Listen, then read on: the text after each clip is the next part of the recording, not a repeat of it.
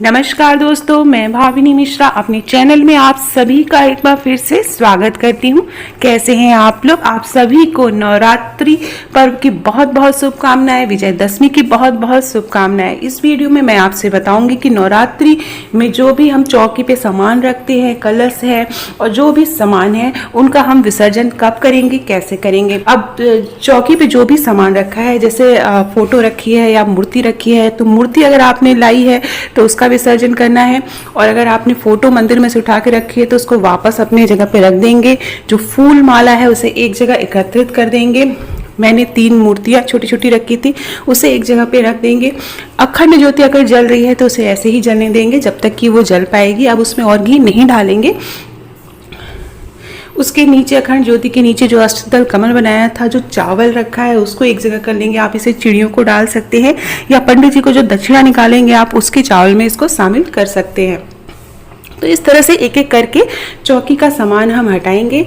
जो फोटो आपने रखी है माँ दुर्गा का मंदिर से उठा के, वो वापस वहीं अपनी जगह पे रख देंगे। अगर आप नई मूर्ति लाए हैं और उसको विसर्जित करते हैं तो वो विसर्जन के लिए मूर्ति अलग रख देंगे। उसके बाद एक एक करके जो आपने पान, सुपारी, इलायची, जो भी सारी चीज़ें चढ़ाई थी उसे एक जगह एकत्रित कर लेंगे और उसे पंडित जी को दान कर देंगे। जो दिया जलाए हैं, धूप बत्ती, सारी चीज़ें एक जगह एकत्रित कर लेनी है। जनेऊ पंडित जी को आप दान कर सकते हैं। जो सुपारी है, इलायची है, लौंग है, वो सारी चीज़ों को एक जगह एकत्रित कर लेंगे। तो ये सारी चीज़ें आप दान कर सकते हैं। जो भी अच्छे चढ़ा है, तो चावल जो भी है, कलश के ऊपर जो चावल रखा है वो आप दान कर सकते हैं या चिड़िया को डाल सकते हैं। जो नारियल है इसे भी इस तरह से इसकी रक्षा खोल लेंगे। चुनरी आप रख सकते हैं। आप चुनरी जो है मंदिर की के लिए भी आप चुनरी आप संभाल के रख सकते हैं।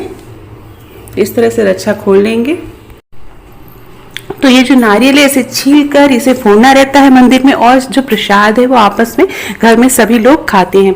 जो भी प्रसाद आपने चढ़ाया है वो आप घर के सभी सदस्यों में बांटेंगे और साथ में आप आस पड़ोस में भी प्रसाद बांट सकते हैं।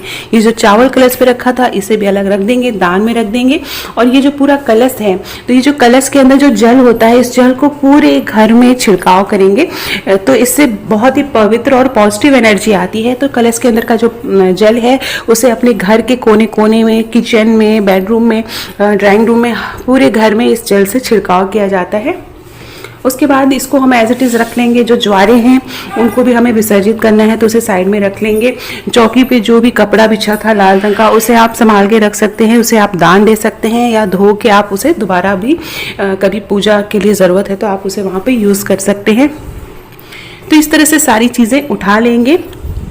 जो सिक्का कलश के ऊपर रखा था उसे आप चाहें तो अपने लॉकर में रख सकते हैं। इससे घर में कभी भी पैसे की कमी नहीं होती है। तो ये आप उपाय आप कर सकते हैं। तो सारी चीज़ें रखेंगे और याद रखिएगा जब भी नवरात्रि समाप्त होती है, विसर्जन करते हैं, तो उसके बाद आप एक पंडित जी को या किसी ब्राह्मण को दान दक्षिणा ज़रूर करना चाहिए। एक दिन का खाना आप चाहें तो भोजन करा सकते हैं या एक दिन का सीधा निकाला जाता है, उसके बाद आप कुछ दक्षिणा आप दान कर सकते हैं या किसी ज़रूरतमंद को आप दान कर सकते हैं। तो ये सारी चीज़ें निकाल लेंगे। तो पहले तो जो है जो कलश है और जो ज्वारे होते हैं वो विसर्जित कर दिए जाते थे नदियों में, लेकिन अब चूंकि नदियों को साफ़ सफाई का विशेष ध्यान दिया जाता है, गंगा जी की साफ़ सफाई का विशेष ध्यान दिया जाता है। तो आप घर में, आप जैसे फ्लैट में रहते हैं तो गार्डन नीचे होता है, तो वहाँ पर आप किसी साफ जगह पर इस तरह से गड्ढा खोद कर सारी चीज़ें आप वहाँ पर विसर्जित कर सकते हैं। तो जो ज्वारे हैं साफ़ सुथरी जगह लगा देंगे। तो इस तरह से एक एक चीज़ें आप विसर्जित कर सकते हैं।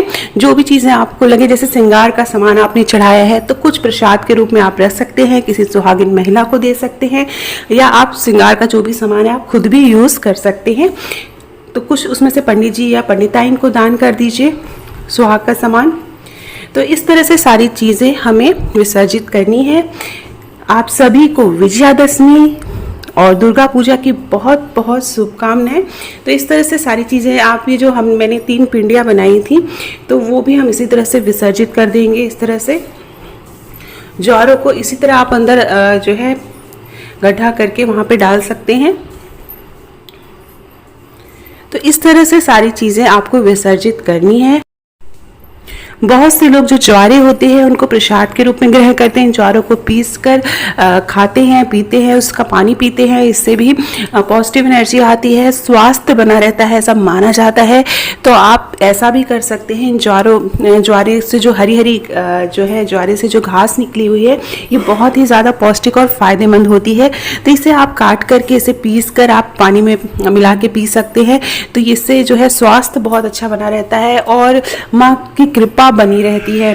तो ये सारी चीज़ें हैं और आप चाहे तो इन्हें इस तरह से विसर्जित कर सकते हैं ज्वारों को। जो नीचे का पात्र है या जो कलश है उसमें आप पेड़ पौधे लगा सकते हैं। तो इस तरह से सारी चीज़ों का आप उपयोग कर सकते हैं। माँ की कृपा हम सब पर बनी रहे और सभी के घर धन्य धान्य से परिपूर्ण रहे, स्वास्थ्य बना रहे, इसी की मनोकामना करते हुए सारी चीज़ों को हमें विसर्जित करना है। चौकी पे से सारा सामान हटाकर चौकी पे जल डालना है, गंगा जल डालना है और एक बार हाथ फेरना है और प्रार्थना करनी है माँ से कि जो भी भूल चूक हुई है वो माफ़ करें। जो भी देवी देवताएं हैं वो अपने अपने स्थान पर विराजमान हो जाएं। और इस तरह से देखिए यहाँ पर विसर्जित करने के बाद अच्छे से ढक देंगे, यहाँ पे पानी डाल देंगे। तो इस तरह से जो भी चीज़ें हैं ज्वारे हैं वो आप विसर्जित कर सकते हैं। माँ दुर्गा की मूर्ति आप किसी अगर इको फ्रेंडली मूर्ति लाए हैं तो आप घर में ही एक बड़ा सा पात्र लेकर उसमें विसर्जित कर सकती हैं अगर छोटी मूर्ति हो, या फिर मूर्ति को आपको विसर्जित करना है तो आप किसी नदी में या गंगा जी में आप वहाँ पे विसर्जित कर सकते हैं। इस तरह से पानी डाल देंगे। तो ये थी नवरात्रि की विसर्जन विधि, सारी चीज़ें बता दी।